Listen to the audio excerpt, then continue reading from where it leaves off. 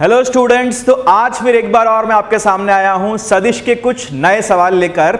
एक homework number 2 मैंने बनाया है आपके लिए, जो कि आपको मिल जाएगा कुछ समय में, और वही हम आज डिस्कस करने वाले हैं। उसी में कुछ नए नए सवाल देखने वाले हैं, कुछ चुनिंदा सवाल जो मैंने हैंड पिक किए हैं सिर्फ आपके लिए, वो आज हम हल करेंगे। ठीक है, अच्छा तो देखिए होमवर्क नंबर 2 स्टार्ट करते हैं। क्या करना है आप जानते हैं, पहले से आपको क्वेश्चन देखना है, क्वेश्चन को हल करना है, हल करने के बाद आपको फिर देखना है इसका जवाब, या उसको मैं किस तरह से हल कर रहा हूं वो आपको देखना है। अपने आप से आप अगर ट्रूथफुल रहेंगे तो आप ज्यादा ग्रो करेंगे, अगर चीटिंग करेंगे तो दिक्कत किसको है, आप ही को है। तो अपना पहले सवाल करें और फिर उसके बाद देखें कि हल कैसे मैंने किया है, उसका जवाब क्या आ रहा है। ठीक है, चलिए पहला सवाल देखते हैं। पहला सवाल कह रहा है दो सदिश P तथा Q को इस प्रकार व्यवस्थित किया गया है कि वे समांतर चतुर्भुज की समीपवर्ती भुजा बनाते हैं, जैसा चित्र में दर्शाया गया है। ठीक है, निम्न में से कौन सा विकल्प सही संबंध दर्शा रहा है। क्या बोला गया है कि ये एक फिगर दिया है मुझे, इसमें दो सदिश हैं और दो सदिश का जो समीपवर्ती भुजा है और वो बना रखी है। ठीक है, तो इस फिगर को देख के मुझे बताना है कि डायगोनल वायगोनल जो साइड वाइड है, इनको देख के बताना है कि इन चारों में से कौन सा जवाब सही है या कौन से जवाब सही हैं। ठीक है, अच्छा चलिए हम इसको करने की कोशिश करते हैं। देखिए भाई, ये मेरे पास क्या है, ये P वेक्टर बना हुआ है, P सदिश है और ये Q सदिश है, और ये जो है ये R सदिश है। ये P है, ये Q है और ये R है। आपको साफ साफ देख के पता चलता है कि अगर ये समांतर चतुर्भुज है, समानांतर चतुर्भुज बना रहा है, जो कि सवाल में भी दिया हुआ है, तो आप बोल सकते हो P प्लस Q, P सदिश प्लस Q सदिश जो है वो R सदिश के बराबर आएगा, क्योंकि हम जानते हैं समांतर चतुर्भुज के नियम से जो परिमाण आता है, जो परिणाम आता है, वो P और Q सदिश का जो परिमाण आता है वो इनके समीपवर्ती भुजा के बराबर होता है, उससे हम इसको बोल सकते हैं। ठीक है, दूसरी चीज, एक चीज और दे रखी है इसके अंदर, P Q और S, P और Q और S को हम पहले बनाते हैं। P Q और S को हम पहले बना लेते हैं। इस तरह से P है, इस तरह से Q है, P सदिश, Q सदिश और ये S सदिश। हाँ के ना, एरो का ध्यान रखें, एरो किस तरफ जा रहा है। इस त्रिभुज में देखकर आप मुझे बताओ कि इन तीनों के बीच में आप क्या संबंध बता सकते हो। इस त्रिभुज को देखो ठीक से और मुझे बताओ कि इन तीनों के बीच में आप क्या संबंध बता सकते हो। आप बोल सकते हो P और S तो समान क्रम में है, P और S समान क्रम में है और Q जो है वो विपरीत क्रम में है, तो मैं बोल सकता हूं समांतर चतुर्भुज के नियम से P सदिश प्लस S सदिश बराबर क्या है, Q सदिश। हाँ के ना, बिल्कुल है भाई। अगर ऐसा है तो मैं बोल सकता हूं S सदिश जो है वो Q माइनस P के बराबर है। ऐसा हमने क्यों किया, क्योंकि हमारे पास जो ऑप्शन है उसमें P और Q साथ में दिए हुए हैं और R और S अलग अलग करके दिए हुए हैं। ठीक है, तो हम इनको देखें तो हमारे पास क्या आ गया, P प्लस Q बराबर R, किसी ऑप्शन में आ रहा है क्या, इसमें आ रहा है B में, और S बराबर Q माइनस P किस में आ रहा है, D ऑप्शन में आ रहा है। तो हमारे इसमें दो जवाब सही हैं, कौन कौन से, B और D। ठीक है, आसान सा सवाल था, आपको समझ में आया, थोड़ा सा मजेदार सवाल। नेक्स्ट क्वेश्चन देखते हैं। नेक्स्ट क्वेश्चन क्या कहना चाह रहा है हमसे, दो बल ए व बी तक परिमाण क्रमशः 2 व 1 है, ए तथा बी के मध्य कोण 60 डिग्री है, तब निम्न में से कौन सा a/2, ए सदिश बटे 2 माइनस बी हो सकता है। इनमें से कौन सा हो सकता है, a/2 माइनस बी। अब ये सवाल जो है इसके अंदर पहले ऑप्शन देखो, ऑप्शन किस तरह से है। ऑप्शन में सिर्फ और सिर्फ एरो दिखा रखे हैं, आपको सिर्फ एरो दिखा रखे हैं, कोई वैल्यू नहीं दी हुई है। तो ऑब्वियस सी बात है कि आपको इसका सिर्फ डायरेक्शन बताना है, दिशा बतानी है, आपको कुछ सवाल उसमें हल करने की जरूरत नहीं है कि कुछ वैल्यू निकालनी पड़े। तो निकालते हैं भाई, हमें सिर्फ दिशा ही तो बतानी है। अच्छा, ए और बी बना लो पहले। तो ए व बी का परिमाण क्रमशः 2 व 1 है। ए इधर बना लो, ये ए है, और बी बना लो इधर, ये बी है। इनके बीच में एंगल कितना दे रखा है, 60 डिग्री ले लेते हैं भाई, 60 डिग्री दे रखा है इनके बीच का एंगल। अगर ये 60 डिग्री है, ये बी और ये 60 डिग्री है, तो a/2 किधर होगा, a/2 किधर होगा। अगर कोई सदिश ये है, मान लो ये सदिश P है, तो 2P किधर होगा, इसी दिशा में, इसी दिशा में इसका डबल, p/2 किधर होगा, इसी दिशा में, इसका आधा। हम किसके साथ खेल रहे हैं, हम सिर्फ मान को कम कर रहे हैं, बढ़ा रहे हैं, हम दिशा को तो कुछ परिवर्तन कर ही नहीं रहे हैं दिशा के अंदर, तो कोई फर्क पड़ने वाला नहीं है। तो यहां पर a/2 किधर आएगा, इसी दिशा में आएगा, बस उसका परिमाण क्या होगा, आधा होगा a से आधा होगा। अब आप देख लो, आपके पास a/2 इधर है और b इधर है, बना लेते हैं थोड़ा सा वापस, ये a/2 इधर है और b इधर है। अभी भी कोण कितना है इनके बीच में, अभी भी कोण कितना है इनके बीच में, 60 डिग्री का ही कोण है। और इनका परिमाण कितना आएगा, अगर चतुर्भुज के नियम से आप देखते हो तो यहां कहीं आएगा इस दिशा में। ऐसी कोई दिशा आ रही है क्या हमारे पास, ऐसी कोई दिशा, अरे हमने क्या किया, हमने निकाल दिया है a/2 प्लस b, हमें क्या निकालना है, a/2 माइनस b, गड़बड़ हो गई ना, माइनस b निकालना है। तो माइनस b निकालने के लिए आप इसको पीछे की तरफ बढ़ाओ और इसका जो जवाब आएगा वो आएगा इस तरफ। लेकिन ऐसा कोई ऑप्शन है क्या आपके पास, देखो ऐसा कोई ऑप्शन है क्या, इस दिशा में कोई ऑप्शन नहीं आ रहा है, लेकिन हमारे पास एक बी ऑप्शन है जो कि इसके बिल्कुल विपरीत दिशा में है, जो कि इसकी बिल्कुल विपरीत दिशा में है। वो कैसे आ सकता है वो देखते हैं, ये मजेदार चीज हो गई है हमारे साथ, चलिए देखते हैं। अगर b सदिश इधर है और a सदिश इधर है, इनके बीच में एंगल कितना है, वही 60 डिग्री, तो a/2 किधर होगा, इधर होगा, इनके बीच में भी एंगल कितना होगा, 60 डिग्री। अब आपको क्या निकालना था, a/2 माइनस b, तो माइनस b करोगे तो किधर होगा, माइनस b इधर आ जाएगा, इसको मैं हटा देता हूं यहां से, माइनस b इधर आ जाएगा, तो a/2 माइनस b का किधर आएगा परिमाण, इस तरफ आएगा। क्या कोई दिशा दिख रही है ऐसी, हाँ b में दिख रहा है ऐसा कोई दिशा, तो b हमारा सही जवाब हो जाएगा। ठीक है, समझ में आई आपको ये चीज। आइए अगला सवाल देखें, अगला सवाल देखते हैं। अगला सवाल कह रहा है, दिए गए चित्र के आधार पर सदिशों का वह युग्म चुनिए जो उनके बीच न्यून कोण रखता हो। अच्छा, 4 सदिश दिए हैं भाई आपको, A, B, C और D। अब इनको बताना है कि ऑप्शन में ये हमारे पास A, B, C, D में जो ऑप्शन दिए हैं उनमें कौन सा जो पेयर है, जो कौन सा जो युग्म है वो न्यून कोण बना रहा हो। ठीक है, न्यून कोण बना रहा हो, ये हमें देखना है। तो एक एक करके देख लेते हैं। A व C, A व C क्या कह रहा है, A व C में क्या हो रहा है देखते हैं। इसको मैं थोड़ा इधर कर देता हूं ताकि हमारे पास जगह ज्यादा हो जाए। लाओ हमें पेन दे दो वापस, हमने पेन ले लिया हमारा।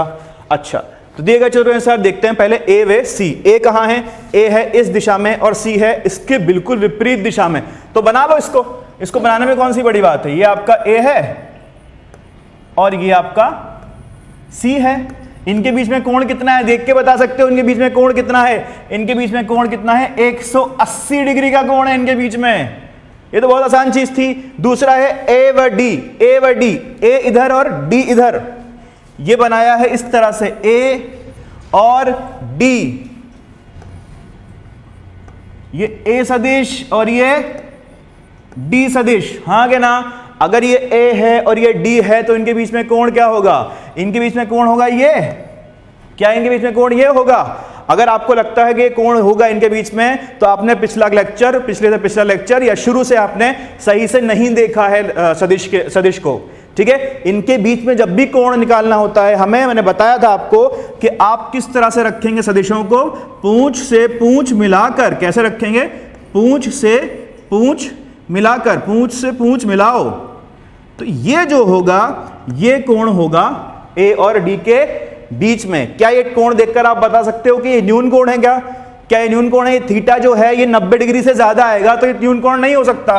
तो इसमें हम बोल सकते हैं थीटा जो है 90 डिग्री से ज्यादा है, तो न्यून कोण कैसे होगा, नहीं होगा।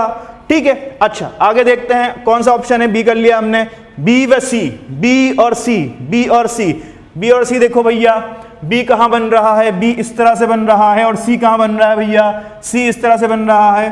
तो इनके बीच में कोण कितना होगा, क्या इनके बीच में कोण ये होगा, फिर से गलत। अगर इनके बीच में कोण ये होगा तो आपने पिछले लेक्चर सही से नहीं देखे। इनके बीच में कोण निकालने के लिए क्या करोगे, बी, ये सी इस तरह बना लिया आपने और बी को अब इस तरह बनाओगे। ये बी था हमारा, पूंछ से पूंछ मिला। ठीक है, अगर ये बी से सी मिल गया हमारे, पूंछ से पूंछ मिल गई, तो अब इनके बीच में जो थीटा आएगा वो 90 डिग्री से ज्यादा आएगा। साफ साफ देखकर पता हमें चल रहा है, अगर थीटा 90 डिग्री है तो न्यून एंगल नहीं होगा। आखिरी ऑप्शन बचता है, उसको भी चेक कर लेते हैं। हमें पता चल गया कि वही ऑप्शन आंसर आने वाला है, क्योंकि सिंगल चॉइस करेक्ट है। अगर सिंगल चॉइस करेक्ट है, बच गया तो यही आएगा। फिर भी हम एक बार इसको चेक कर लेते हैं, क्या है सी व डी। सी है हमारा इस प्रकार से और डी है हमारा इस प्रकार से। इसका भी क्या करेंगे हम, कोण निकालने के लिए पूंछ से, चलो गाना मत गाओ, काम करो। सी इस प्रकार और डी इस प्रकार, तो एंगल कितना आया इनके बीच में, एंगल आएगा इनके बीच में थीटा 90 डिग्री से कम, और यही हमारा सही जवाब है, क्योंकि यही न्यून कोण होगा। ठीक है, अच्छा चलो ये चीज समझ में आई, नोट करते जाओ, लिखते जाओ, अपना सोल्यूशन बनाते जाओ, जो कर पाए हो वो ठीक है, जो नहीं कर पाए हो उसको लिखते जाओ। चलिए आगे देखते हैं। जब भी मैं आपसे कहता हूं कि आप सोल्यूशन करें, पहले अपने आप खुद से हल कर लें, तो जब आप सवाल करते हो और आपसे नहीं बनता है तो उसके लिए थोड़ी सी जगह छोड़ दो, ठीक है। और जब मैं हल कर रहा हूं तो उस जगह में उस जवाब को लिख लिया करो, तो आपके नोट्स आसानी से बन जाएंगे। ठीक है, लाइन से आपके पास क्वेश्चन रहेंगे, होमवर्क के जब भी आपको सोल्यूशन देखने होंगे आपके पास सोल्यूशन बन चुके होंगे। ठीक है, तो जैसे जैसे आप बनाते जाओ, जगह छोड़ते जाओ, जो जो सवाल आपसे नहीं हो रहे हैं, और जब मैं हल कराता हूं उनको, तो उनका हल आप उसमें लिखते जाओ। ठीक है, चलिए इससे आपको कॉन्फिडेंस बढ़ेगा और आपके जवाब भी आपको मिलते जाएंगे। आइए देखें अगला सवाल क्या कह रहा है। एक विस्थापन सदिश के एक्स वाई घटक क्रमशः -3 मीटर व 4 मीटर है। -3 मीटर और कितना है, 4 मीटर। यह सदिश धनात्मक एक्स अक्ष से कितना कोण बनाता है। भैया धनात्मक एक्स अक्ष बना लेते हैं पहले हम। यह हमारा धनात्मक एक्स अक्ष, सॉरी ये एक्स अक्ष है हमारा धनात्मक। ओके, अगर ये एक्स अक्ष है तो वाई ने हमारा क्या बिगाड़ा है, हम वाई भी बनाएंगे। ये हमारा वाई अक्ष है, ठीक है। अब एक्स अक्ष पे कितना है, -3 इधर बनेगा, इधर बनेगा। अरे 10वीं क्लास में ग्राफ पढ़ा था, बता देते +1 +2 +3 -1 -2 -3। तो -3 किधर बनेगा, इस तरफ बनेगा -3। जो सदिश आएगा वो किधर आएगा, इस तरफ आएगा। चलो कलरफुल पेन ले लेते हैं कोई सा, हाँ इधर आएगा हमारा -3, और इसी तरह 4 किधर आएगा, +1 +2 +3 +4 -1 -2 -3 -4। 4 ऊपर की तरफ आएगा हमारा, ये बना हमारा 4। लो भैया 4 भी बन गया और -3 भी बन गया। अब पूछा है कि ये सदिश धनात्मक x से कितना कोण बनाता है। अब मतलब कौन सा सदिश धनात्मक अक्ष से x अक्ष से कितना कोण बनाएगा, तो इन दोनों का जो परिमाण आने वाला है, जो योग आने वाला है, वो कितना एंगल बनाएगा x अक्ष से। पहले तो इनका परिमाण पता करते हैं हम, ये बहुत आसान चीज है हमारे लिए, हम सीख चुके हैं इसको, हम आसानी से ये चीज करते जा रहे हैं और सीखते आ रहे हैं। तो अगर ये -3 है और ये 4 है, तो इनका जो परिमाण आएगा वो कुछ इस प्रकार आएगा, जिसका वैल्यू कितनी होगी, 5 होगी, जिसकी हमें ज़रूरत नहीं है वैसे तो, लेकिन फिर भी हम जानते हैं 3 और 4 का अगर वो लंबत्व हो तो 5 आता है। ये चीज़ आपको याद हो जानी चाहिए अभी तक। ठीक है, मैं मान लेता हूं कि ये थीटा है।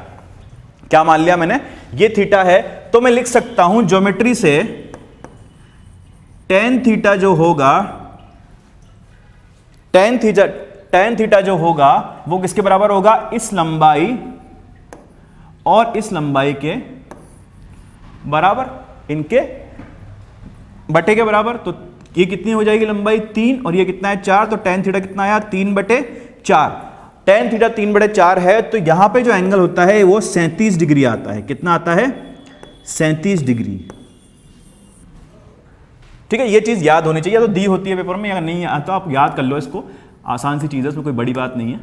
ठीक है, और ये कितना एंगल है, ये है 90 डिग्री। कितना एंगल है, 90 डिग्री। तो एंगल किसके साथ पूछा है, एंगल पूछा है एक्स अक्ष के साथ, एक्स अक्ष के साथ पूछा है, तो टोटल एंगल भी बताना पड़ेगा ना हमें टोटल एंगल बताना पड़ेगा। तो हम टोटल एंगल बताएंगे, कितना आएगा, दोनों को हमें जोड़ना पड़ेगा। तो दोनों को जोड़ दो, ये लो, ये वाला एंगल बताना पड़ेगा। तो कितना होगा, 90 प्लस थीटा, यानी कि 90 प्लस 37 डिग्री कितना होता है, ये 127 डिग्री हमारा आंसर आ जाएगा। क्या सही आंसर आ रहा है?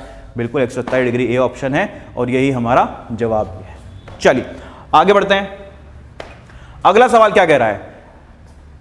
ए बराबर 3i cap plus j cap minus 2 cap है, 2 के कैप है, और b 4i cap minus 2j cap minus 6k cap, ये दो सदिश दिए हैं हमें, और सी बराबर जो है वो ए और बी के योग के बराबर है कि अनुदिश इकाई सदिश ज्ञात कीजिए। अच्छा चलिए, ये बोल रहा है कि ए दिया है, बी दिया है, ठीक है, और सी जो है वो ए प्लस बी है।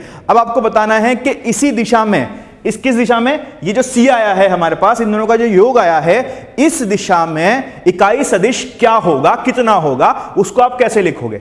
ठीक है, तो अच्छा सीखते हैं भाई, इसको भी करने की कोशिश करते हैं। अगर ये सवाल नहीं हुआ है तो देखो, लो भाई तुम उधर जाओ, आ जाओ इधर आ जाओ। ओके, ये चला गया हमारा इधर। हमारा पेन लाओ, हमारा पेन किधर है? ये हमारा पेन आ गया। कौन सा कलर चूज करूं? चलो व्हाइट कर लेता हूं अभी, तो फिर आगे देखते हैं। अच्छा, ए बराबर 3i के बराबर, ये हमें दिया हुआ है तो लिख लो यहां पर, ए बराबर 3i cap plus j cap minus 2k cap, और बी बराबर 4i cap minus 2j cap minus 6k cap है कि नहीं है? दिया हुआ है क्वेश्चन में तो होगा ही। आपसे पूछा है कि इन दोनों का योग पहले तो निकाल लो। योग क्या होगा? योग निकालने के लिए क्या करना है मुझे? इन दोनों को जोड़ देना, आई के साथ आई, जे के साथ जे, के साथ के, तो 3 + 4 7i, 1 - 2 -j, और -2 -6 -8, ये हमारे पास आ गया इसका योग। ठीक है, अब आपसे पूछा है क्या है? ये नहीं पूछा है आपसे पूछा है कि इस दिशा में, अब ये सदिश है तो किसी दिशा में होगा ना, किसी दिशा में निरूपित होगा, तो उसी दिशा में इकाई सदिश कितना होगा? इकाई सदिश का परिमाण कितना होता है? 1 होता है। इसका परिमाण तो 1 नहीं आ रहा, तो इसी दिशा में कोई परिमाण, कोई इकाई सदिश होगा। जैसे कि आप इस चीज को समझो, अगर ये कोई सदिश है, दो सदिश बन गए, तुम जाओ, एक कोई सदिश है मेरे पास, ठीक है, इसको मैं बोलता हूं कि ये ए सदिश है, या पी सदिश ले लो क्योंकि ए क्वेश्चन में है, ये पी सदिश है। ठीक है, तो अगर मुझे एक ऐसा सदिश बताना हो जो इसी दिशा में हो लेकिन उसका जो मान हो वो 1 हो, यानी कि इकाई सदिश बनाना हो, तो वो कुछ इतना होगा, कुछ यहां पर बन रहा होगा। ठीक है, इसका मान कितना लिया है मैंने? इसका मान मैंने लिया है 1, और मैं इसको लिखता कैसे हूं? हम सीख चुके हैं इस चीज को। ये होता है पी सदिश जो है, तुम जाओ, पी सदिश जो है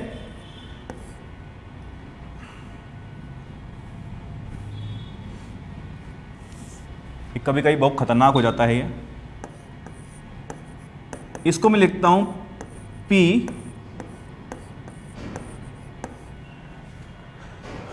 बटे P का मान। ठीक है, तो यहां पर भी हम ऐसे करेंगे। इसका मान अगर निकालने को कहूं मैं आपको, तो इसका मान निकाल सकते हो क्या? पिछली क्लास में हमने सीखा है। तो C का मान कितना हो जाएगा? C का मान हो जाएगा √7 का स्क्वायर प्लस -1 का स्क्वायर प्लस -8 का स्क्वायर। यही करोगे, यही करोगे। इसको अगर सॉल्व करोगे तो आपका आंसर मिलेगा 114। ठीक है, अच्छा, अब मुझे क्या चाहिए? मुझे तो C कैप चाहिए, C के ऊपर टोपी चाहिए मुझे। तो अगर C की टोपी चाहिए तो मुझे 7i cap -j cap -8k cap को भाग कर देना चाहिए 114 से, तो मुझे मेरा जवाब मिल जाएगा। हाँ कि ना? समझ में आई ये चीज़? चलिए आगे नेक्स्ट क्वेश्चन और देखते हैं। आओ भाई नेक्स्ट क्वेश्चन देखें। नेक्स्ट क्वेश्चन क्या कह रहा है? दो सदिश ए तथा बी एक ही बिंदु से खींचे जाते हैं तथा सी जो है वो ए प्लस बी के बराबर है यदि 4 ऑप्शन दे रखे हैं, हमें 4 ऑप्शन चेक करने पड़ेंगे इसके अंदर। सिर्फ ये दे रखा है कि ए प्लस बी बराबर सी है, और क्या दे रखा है मुझे? ऑप्शन में दे रखा है कि ये अगर ऐसा होता है तो ऐसा होगा क्या, ऐसा होता है तो ऐसा होगा क्या, ऐसा होता है तो ऐसा होगा क्या, और ऐसा होता है तो ऐसा होगा क्या। ठीक है, तो देख लेते हैं कैसा होगा जब होगा। चलिए आइए इसको थोड़ा साइड में कर लेते हैं हम।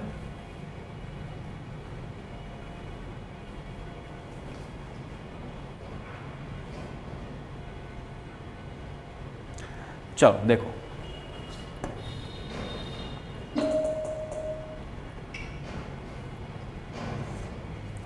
दो सदिश ए तथा बी एक ही बिंदु से खींचे जाते हैं। सबसे पहले तो हम सदिश खींच लेते हैं दोनों और उनको एक ही बिंदु से खींचते हैं। तो ए और बी, ए वेक्टर और बी वेक्टर, ठीक है। पहला ऑप्शन देखो, यदि सी स्क्वायर बराबर ए स्क्वायर प्लस बी स्क्वायर है तो ए और बी के मध्य कोण 90 डिग्री होगा, ऐसा बोल रहा है। हमें देखना है कि ये ऑप्शन जो है वो सही है या नहीं है। तो चलो देखते हैं। हम जानते हैं अगर a प्लस बी सी के बराबर है, a प्लस बी जो है वो c के बराबर है, तो c स्क्वायर जो होगा वो a square plus B square plus 2ab cos theta के बराबर हमेशा आएगा। आएगा कि नहीं आएगा? बिल्कुल आना चाहिए, ठीक है। अब पहला बोल रहा है कि यदि c स्क्वायर जो है वो a square plus B square के बराबर है, c स्क्वायर जो है वो a square plus B square के बराबर है, ठीक है। अगर ऐसा है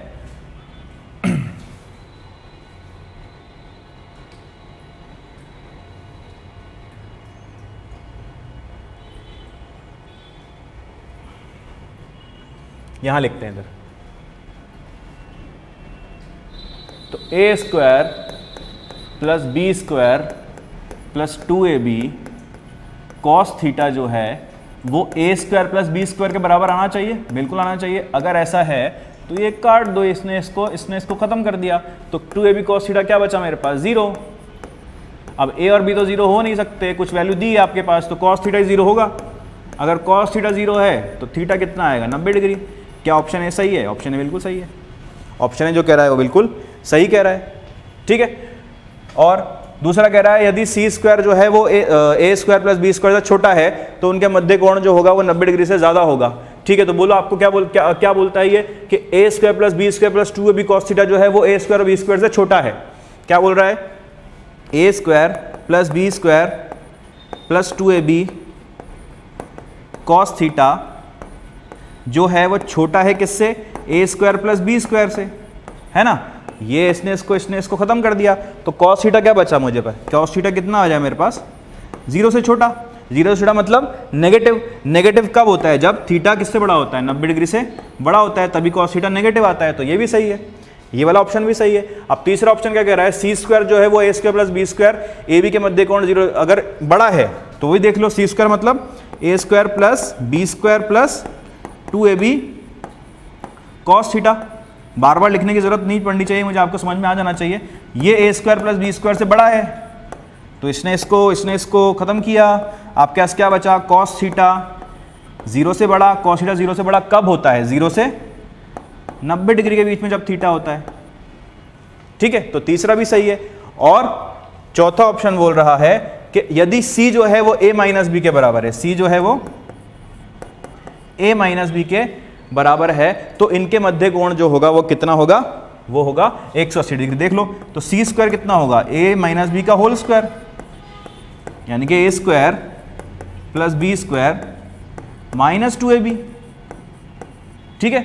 और सी स्क्वायर हमारे पास कितना आया था ऊपर से? वहां से कितना आया था हमारे पास? ये आया था A square plus B square plus 2ab cos theta, ठीक है। ये गए, इसने इसको निकाला, इसने इसको निकाला, आपके पास बचा, इधर 2ab ले जाओगे तो आपके पास बचेगा 1 प्लस कॉस थीटा बराबर 0। करके देख लेना, इतने आएगा। तो कॉस थीटा कितना आएगा? -1। तो थीटा माइनस कॉस थीटा -1 कब आता है? जब थीटा कितना होता है? 180 डिग्री। तो ये वाला ऑप्शन भी सही है हमारे पास। तो चारों ऑप्शन इसके अंदर सही हैं, चारों जवाब इसके अंदर सही आ रहे हैं हमारे पास। तो कोई दिक्कत वाली बात नहीं है, आ सकते हैं, कोई बड़ी बात नहीं है। नेक्स्ट देखो, यदि सदिश ए को सदिश 2i cap minus 3j cap plus 4k cap तथा i cap plus 5j cap के परिणामी के साथ जोड़ा जाए तो परिणामी y अक्ष में इकाई सदिश होता है, तो सदिश a कितना है? अच्छा, ये क्या कह रहा है कि यदि a सदिश को मैं इसमें और इसमें जोड़ता हूं, यानी कि 2i minus 3j 2i minus 3j plus 4k plus i 5j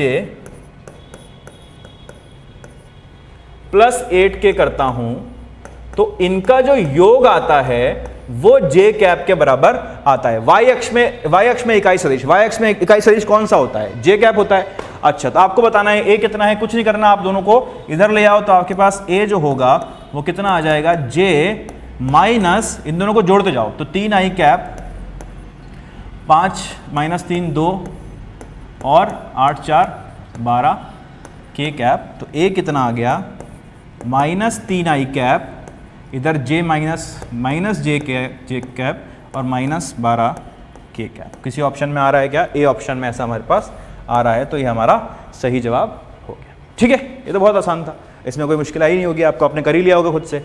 next करो। तो यदि P प्लस क्यू आर के बराबर है तथा आर जो है वो P के परपेंडिकुलर है, लंबवत है आर P से, तो P तथा Q के बीच कोण कितना होगा?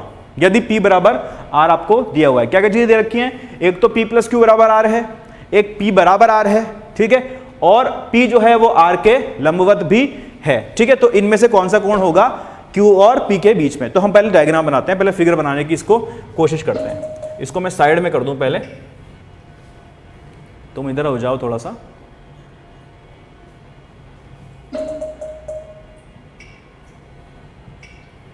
और हमें पेन दे दो।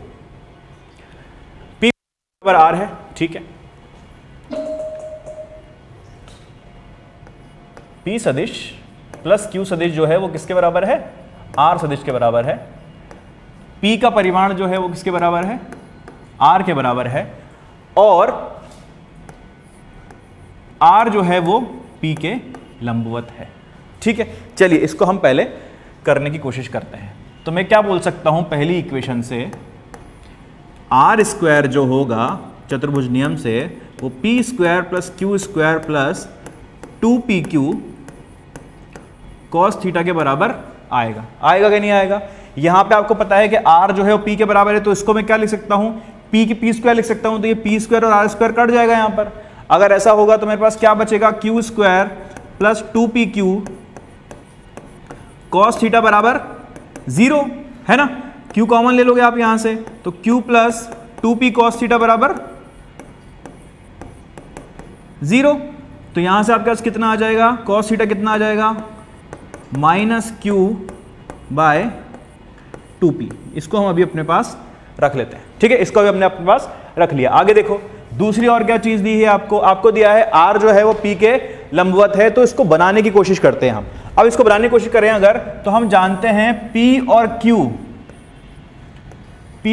Q का जो परिणामी सदिश है वो R है। तो कुछ इस प्रकार ही हो सकता है, ये ऐसा ही हो सकता है। ठीक है, ऐसा ही बनाना पड़ेगा आपको P और Q, फिर R को उसके परपेंडिकुलर देना पड़ेगा। तो हम मान लेते हैं इनके बीच में एंगल कितना है, थीटा, जो कि यहाँ पे हमने कॉस थीटा में यूज भी किया है। यहां से अगर आप जानते हो और आपसे मैं पूछूं P और R एंगल 90 डिग्री है, अगर ये अल्फा अगर लेता मैं, तो फॉर्मूला क्या लिखता, tan अल्फा बराबर वो अकेला आएगा जिसके साथ एंगल निकाल रहे हैं। तो P के साथ एंगल निकाल रहे हैं, तो हमारे पास फॉर्मूला क्या बन जाएगा, Q sine theta upon P plus Q cos theta. तो tan अल्फा की जगह पर क्या आ जाएगा, tan 90 डिग्री, जिसको आप क्या लिख सकते हो, 1/0, साइन 91 और कॉस 90 0। यहां से आपको मिलेगा P plus Q cos theta बराबर 0, कॉस थीटा बराबर माइनस P बाय Q।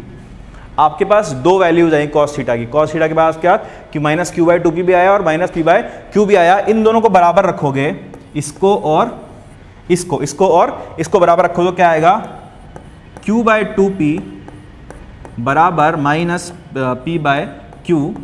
थोड़ा इसको सॉल्व करोगे तो आपको मिलेगा Q स्क्वायर बराबर 2P स्क्वायर, यानी कि Q बराबर √2P, Q बराबर √2P। ठीक है, ये मिल गया आपको। आपको क्या चाहिए, कॉस थीटा, तो किसी भी इक्वेशन में रख दो, यहां पे रख दोगे आप तो कितना मिल जाएगा आपके पास, कॉस थीटा बराबर माइनस P की जगह पे P रहने दो और Q की जगह पे रख दो √2P।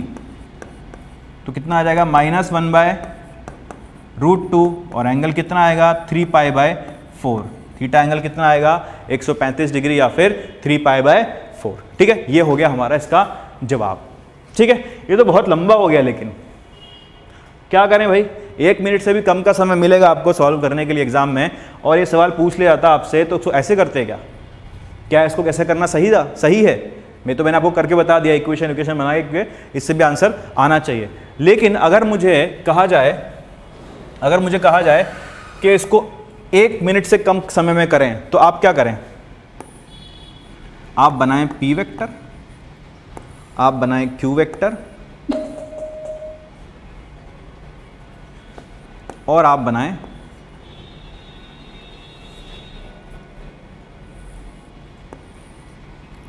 R वेक्टर,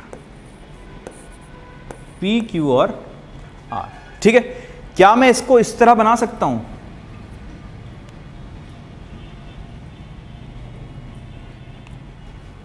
इसको हटा देते हैं हम यहां से, क्योंकि इसका काम हो चुका है।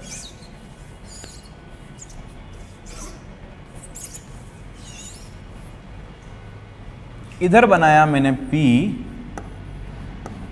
इधर बनाया मैंने Q, और इन दोनों का परिमाण बनाया मैंने R। थोड़ा सा आगे बढ़ा बस को। ठीक है, बना सकता हूं कि नहीं बना सकता हूं इसको?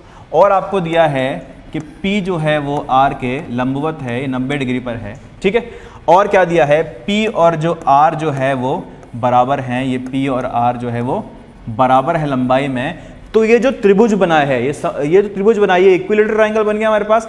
अगर ये इक्विलेटरल ट्रायंगल है तो ये एंगल और ये एंगल बराबर आएंगे।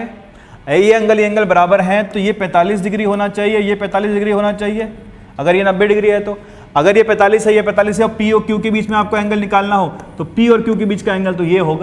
और ये कितना होगा? अगर ये पूरा 180 है तो 180 माइनस 45, ये कितना आ गया?